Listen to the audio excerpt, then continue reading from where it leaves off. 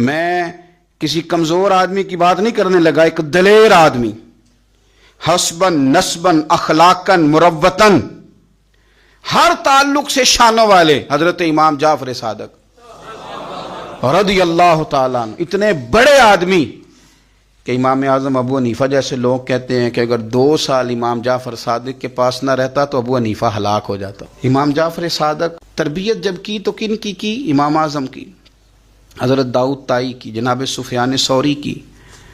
پر شاہ فرید الدین عطار فرماتے ہیں آخری عمر میں حضرت جعفر صادق، امام جعفر صادق نہ حجرے میں بند ہو گئے تھے، باہر نہیں آتے تھے، بس اسی کسے دے کچھ نہیں جلگ دے تے نہ کوئی ساڈا دردی حجرے میں۔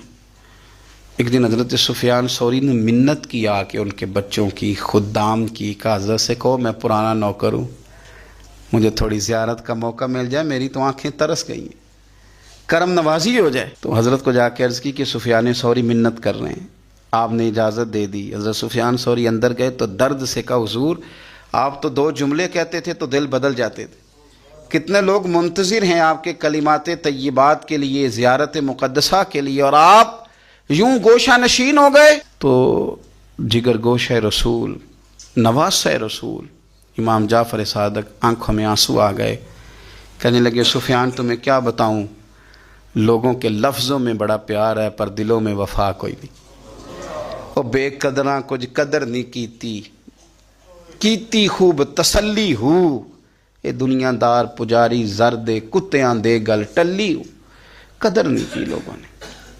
میں اب میں اپنا آخری وقت اپنے رب رسول کے ساتھ گزارنا چاہتا ہوں۔ لوگوں کے لفظوں میں بڑی وفا ہے پر دلوں میں ان کے وفا، یعنی امام جعفر صادق جیسے لوگ چھپ گئے۔